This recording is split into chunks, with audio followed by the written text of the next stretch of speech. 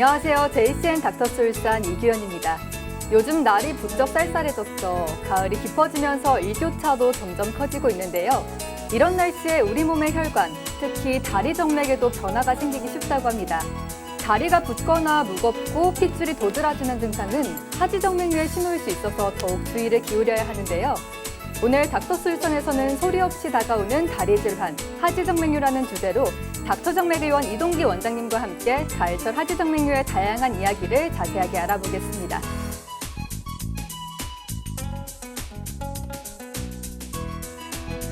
네, 원장님 안녕하세요. 네, 시청자 여러분들께도 인사 부탁드립니다. 안녕하십니까. 닥터정맥 의원 이동기 원장입니다. 네, 원장님 요즘 아침 저녁으로 많이 쌀쌀해졌잖아요. 야외 활동하기에도 참 좋은 날씨인데 원장님 지금 계절에 즐기시는 활동이 따로 있으신가요? 예, 저도 짬이 날 때는 가까운 공원에서 산책을 하거나 가볍게 걷는 걸 즐기고 있습니다. 이 날씨가 좋다고 무리해서 과한 운동을 하게 되면 오히려 다리 혈관에 부담이 가거든요. 그래서 가벼운 걷기를 주로 즐기고 있습니다. 네, 저도 이 짧은 가을을 즐기기 위해서 자주 산책을 하고 하는데요. 요즘처럼 선선한 날씨에 활동하기는 좋은데 앞서 실제로 가을철엔 혈관 관리가 더 중요하다고 하셨잖아요. 가을철에 특히 관리가 필요한 이유가 뭐라고 생각하시나요? 무더운 여름이 지나고 선선한 날씨가 되면 기온 변화에 따라 혈관이 수축과 팽창을 반복하게 됩니다. 이 과정에서 혈액순환이 불안정해지고 정맥 판막 기능이 약해지면 하지정맥이 생기거나 기존 증상이 악화될 수 있어 특히 기온차가 큰 가을철에 주의가 필요합니다. 네, 원장님께서 가을철에 과한 활동이 다리에 부담이 될 수 있다고 말해주셨는데요. 그러면 혹시 가을철에 즐겨하는 등산도 무리하게 하면 하지정맥류가 좀 위험해질까요? 예. 가을철 등산은 일반적으로는 건강에 좋은 활동이지만 하지정맥류 환자에게는 주의가 필요한 운동입니다. 등산은 다리 근육을 오래 사용하는 데다 특히 내리막길에서 다리 혈관에 큰 부담을 줄 수 있어 정맥 증상이 악화될 수 있습니다. 이미 혈관 기능이 약해진 상태에서는 갑작스러운 혈류 증가를 감당하지 못할 수 있기 때문에 하지정맥이 있는 분들은 등산을 피하거나 전문의 상담 후에 활동을 조절하는 것이 좋습니다. 네, 그러면 원장님 이 등산처럼 다리에 부담되는 활동은 피하는 게 좋다고 하셨는데 반대로 가을철 야외 활동 중에 하지정맥류에 도움이 되는 활동은 어떤 것들이 있을까요? 하지정맥류 환자에게는 걷기, 수영, 실내 자전거처럼 다리에 무리가 덜 가고 혈액순환을 돕는 운동이 좋습니다. 특히 하루 30분 정도만 걷기만으로도 종아리 근육이 펌프 역할을 해 정맥순환에 도움이 되고 스트레칭이나 다리 올리기 동작도 효과적입니다. 반면에 엮기, 스쿼트, 격환 점프 운동처럼 이 복압이 올라가거나 충격이 큰 운동은 증상을 악화시킬 수 있어 주의가 필요합니다. 네, 이렇게 하지정맥류에 부담이 되는 운동과 도움이 되는 운동 각각 알아봤는데요. 이제 본격적으로 하지정맥류 질환에 대해서 하나씩 살펴보도록 하겠습니다. 원장님 우선 하지정맥류는 어떤 질환인지 설명 부탁드립니다. 하지정맥은 정맥 속의 판막이 손상되면서 혈액이 역류하고 그로 인해 다리 정맥이 비정상적으로 부풀고 꼬불꼬불해지는 질환입니다. 그래서 환자분들 중에는 힘줄이 튀어나왔다라고 표현을 하신 경우도 많습니다. 네. 특히 요즘처럼 일교차가 큰 날씨에는 혈관이 수축과 팽창을 반복하면서 피로가 쌓이고 이로 인해 판막 기능이 더 쉽게 약해질 수 있습니다. 초기에는 겉으로 보이는 정맥 돌출에는 큰 불편이 없을 수 있지만 증상이 진행되면 피부염, 궤양 같은 합병증으로 이어질 수 있어 조기 진단과 관리가 중요합니다. 네, 말씀을 듣다 보니까 하지정맥류 증상만으로는 다른 질환과 구분이 어려울 수 있겠다 이런 생각이 드는데요.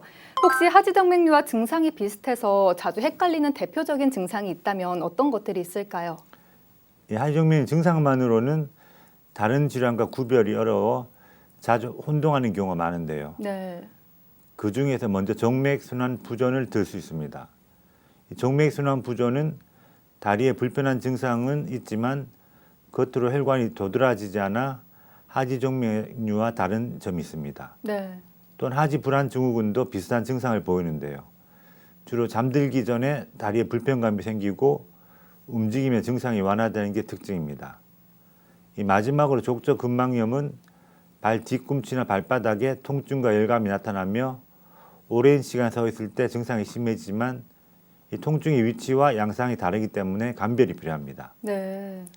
이처럼 비슷한 증상으로 혼동되기 쉬운 만큼 정확한 진단을 통해 원인을 파악하는 것이 가장 중요합니다. 네, 말씀을 듣다 보니까 하지정맥류와 비슷한 증상을 가진 질환들이 꽤 있어가지고 더더욱 스스로 판단하기가 어려운 부분도 많겠다 이런 생각이 드는데요. 실제로 피로해서 다리가 아픈 건지 혹은 정맥 문제인지 헷갈릴 때가 많을 것 같은데 이럴 경우 두 증상을 어떻게 구분하면 좋을까요? 실제로 많은 분들이 다리 피로와 하지정맥류 증상을 혼동하신 경우가 많습니다. 네. 단순한 피로는 휴식을 취하면 증상이 호전되는 경우가 많고 압박감이나 묵직한 느낌도 일시적인 경우가 대부분입니다. 네.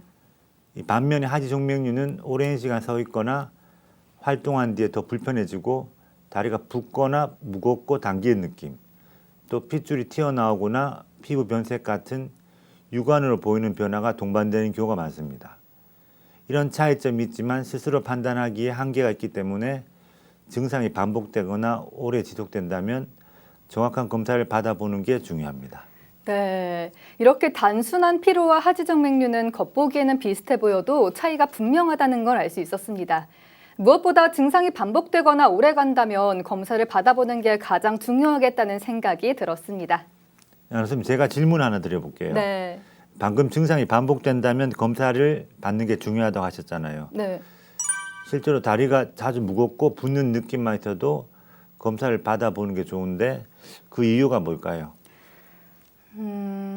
그런 느낌이 있어도 검사를 받아야 되는 예. 이유는 혹시 모르는, 나도 모르는 하지정맥류가 있을 수도 있기 예. 때문이지 않을까요? 네, 맞습니다. 그 이유는 바로 잠복성 하지정맥류 때문입니다. 네. 겉으로 혈관이 튀어나오지 않더라도 정맥 안쪽에 판막 기능이 떨어져 혈액이 제대로 순환되지 않는 경우가 있는데요. 이처럼 눈에 보이지 않는 정맥류를 잠복성 하지정맥류라고 합니다. 초기에는 피로감이나 붓기처럼 흔한 증상만 나타나기 때문에 단순한 다리 피로를 오해하고 방치하는 경우가 많은데 네. 제대로 진단을 받지 않으면 나중 혈관 돌출이나 색소 침착, 통증 등으로 진행될 수 있습니다. 따라 증상이 가볍더라도 반복되거나 오래 간다면 정밀하게 확인해 보는 것이 필요합니다. 네, 이렇게 원장님이 준비하신 퀴즈까지 이야기를 나눠보니까 특히 잠복성 하지정맥류는 초기에 발견하고 관리하는 게 중요하겠다는 생각이 들었는데요. 그럼 원장님, 초기에 알기 쉽도록 일상생활에서 잠복성 하지정맥류를 의심해 볼 수 있는 신호나 또 방법이 있을까요?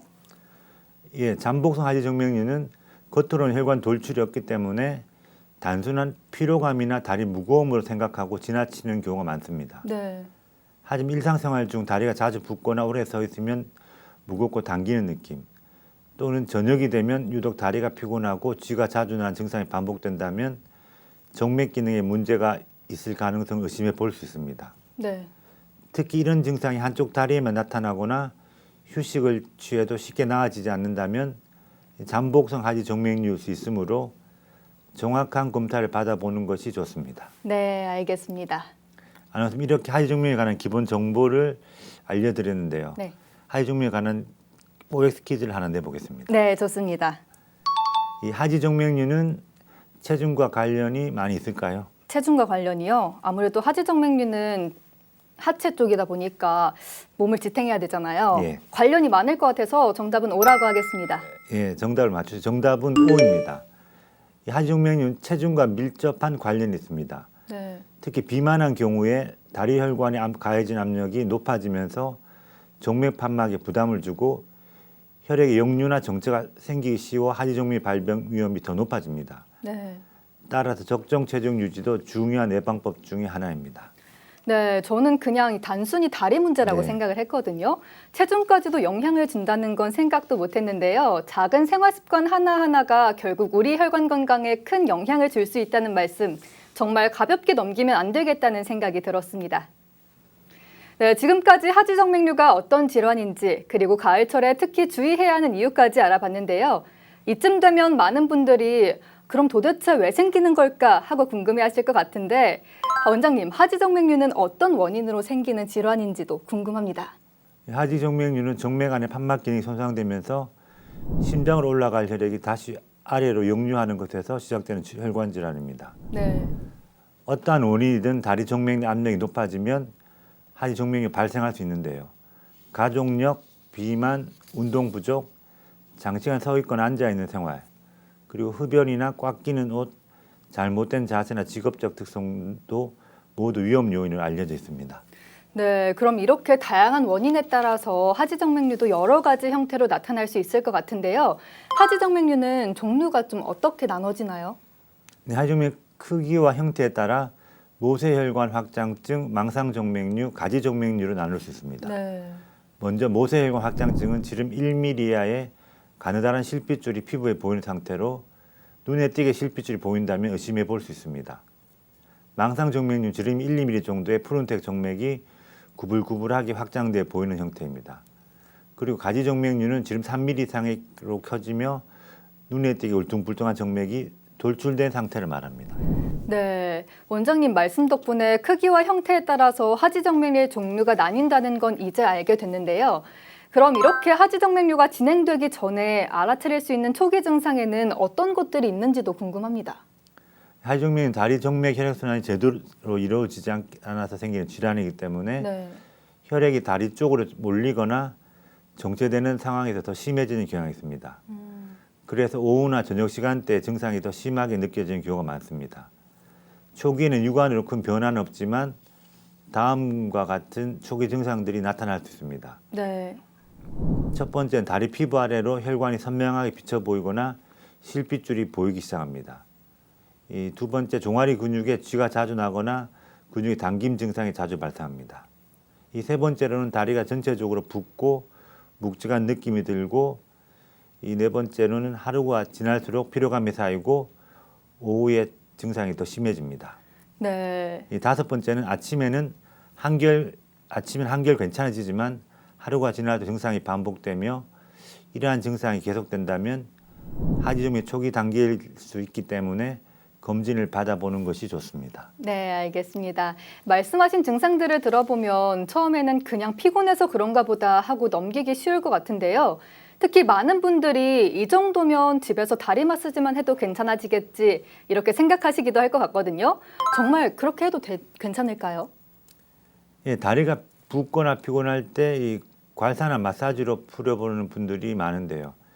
이 단순한 피로라면 일시적인 완화는 가능하지만 네. 이 하지정맥류 같은 혈관 질환이 원인일 경우에는 조심하셔야 합니다.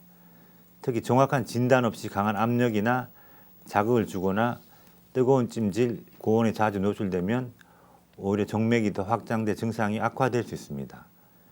따라서 이런 이상 증상이 반복된다면 스스로 판단하기보다는 전문의 진료를 통해 원인을 정확히 파악하는 게 중요합니다. 네, 단순한 피로인 줄 알고 마사지를 하다 보면 오히려 증상을 더 악화시킬 수 있다는 말씀이시네요. 네, 무심코 넘기기 쉬운 증상일수록 더 정확하게 원인을 파악하고 전문의의 진단을 받는 게 정말 중요하겠다는 생각이 들었습니다. 아나운서님, 하지정맥에 대해 조금씩 알아가는 것 같나요? 네, 덕분에 많이 알아가는 것 같아요. 그렇다면 제가 환자들이 많이 궁금해하는 질문을 한 가지 더 드려볼게요. 네, 보통 하지정맥류는 중장년층이나 나이가 든 분들에게 생기는 질환의 인식이 많은데요. 네. 이 하지정맥류는 젊은 사람들은 안심해도 될까요? 그래도 좀 젊으니까 안심해도 되지 않을까요? 예, 정답은 S입니다. 왜냐하면 하지정맥류는 보통 40, 50대 여성에게 많이 발생하는 질환 알려져 있지만 최근에는 생활 습관이나 환경적인 요인들 때문에 20, 30대 젊은 환자들도 점점 늘어난 추세입니다. 네. 특히 오랫동안 서 있거나 앉아 있는 직업, 운동 부족, 유전적 요인 등이 겹치면 젊은 나이에도 하지정맥이 나타날 수 있기 때문에 연령만으로 안심하지 마시고 증상이 있다면 조기에 검사를 받아보는 것이 중요합니다.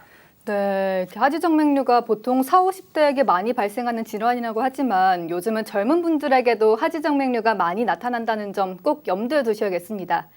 그리고 반복해서 말씀드렸듯이 하지정맥류는 증상이 나타났을 때 초기에 치료하는 게 무엇보다 중요한데요. 다음 키워드에서는 하지정맥류의 구체적인 치료법에 대해서 자세히 알아보도록 하겠습니다.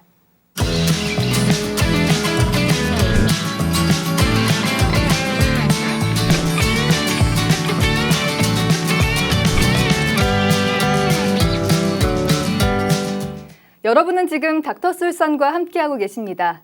이제 본격적으로 하지정맥류 치료 이야기를 해볼 텐데요. 아무래도 치료에 앞서서 하지정맥류가 의심된다면 정확한 진단이 가장 먼저 필요하겠죠. 병원에서는 하지정맥류 검사를 어떤 방식으로 진행하는지가 궁금합니다.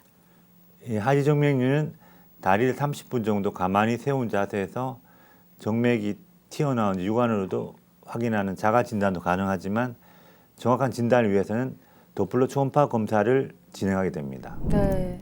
이 검사를 통해 혈액의 흐름, 정맥 판막의 기능, 역류 여부 등을 자세히 확인할 수 있고요.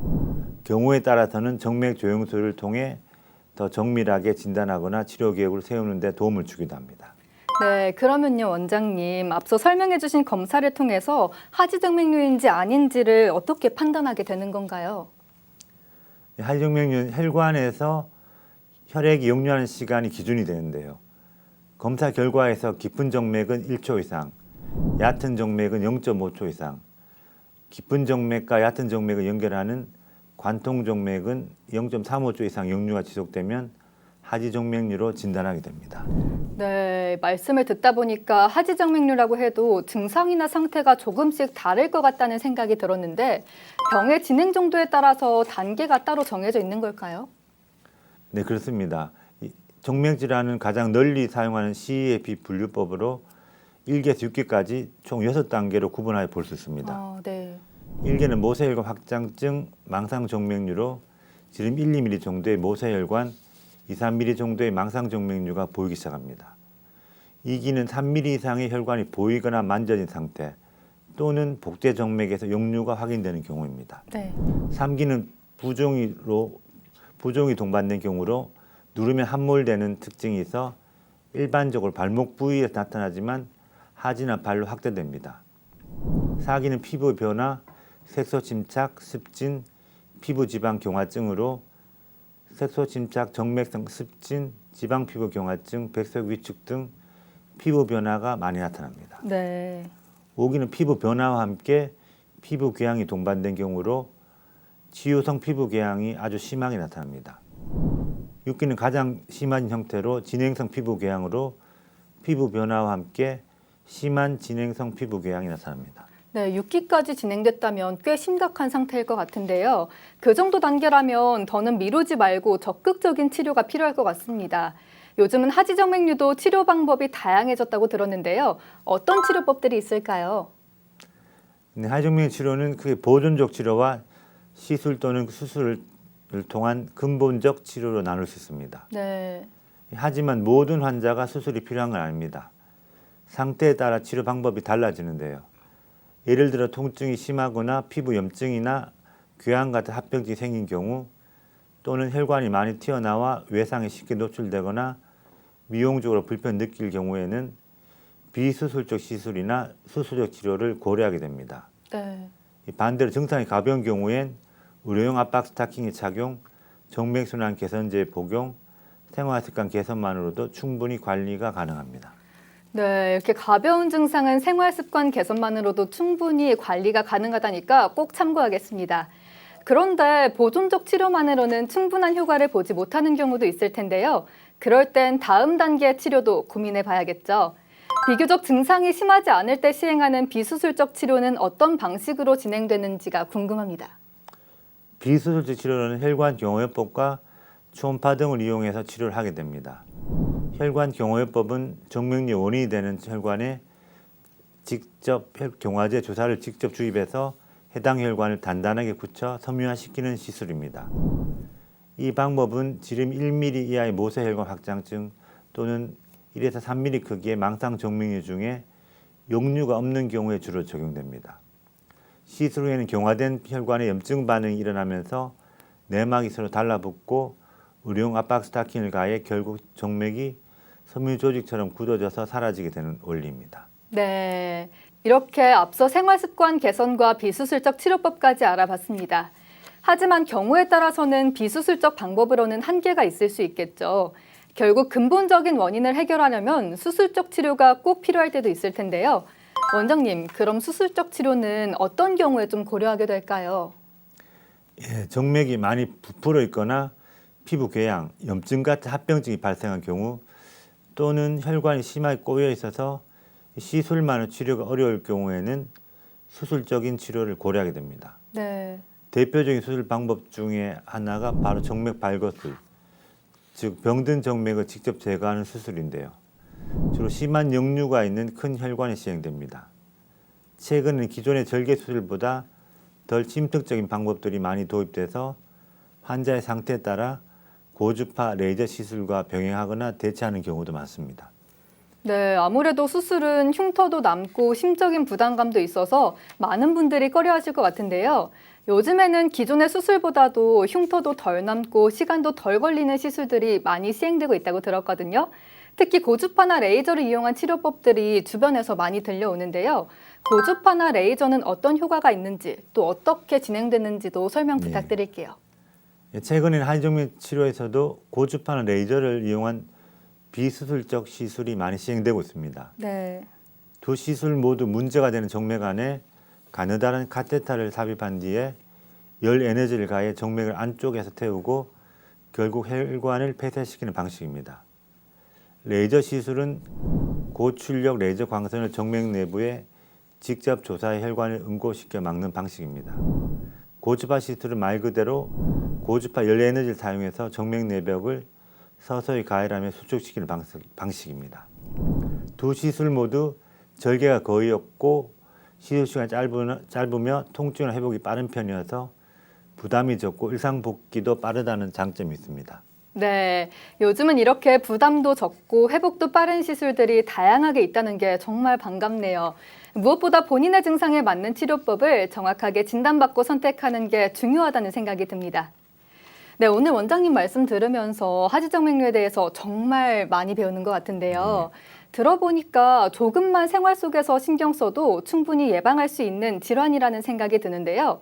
그렇다면 원장님, 하지정맥류를 예방하기 위해 평소 생활 습관은 어떻게 관리하면 좋을까요? 하지정맥 예방하기 위해서는 일상 속 습관 관리가 정말 중요합니다. 네. 먼저 적정 체중을 유지하는 것이 기본이고요. 허리나 허벅지 등을 꽉 조이는 옷을 피하시는 게 좋습니다. 운동은 걷기나 수영처럼 다리에 무리가 적고 혈액순환을 돕는 운동이 효과적이고요. 장시간 서 있어야 할 경우에는 2, 3분 간격으로 다리를 번갈아 들어 올려주는 간단한 스트레칭도 도움이 됩니다.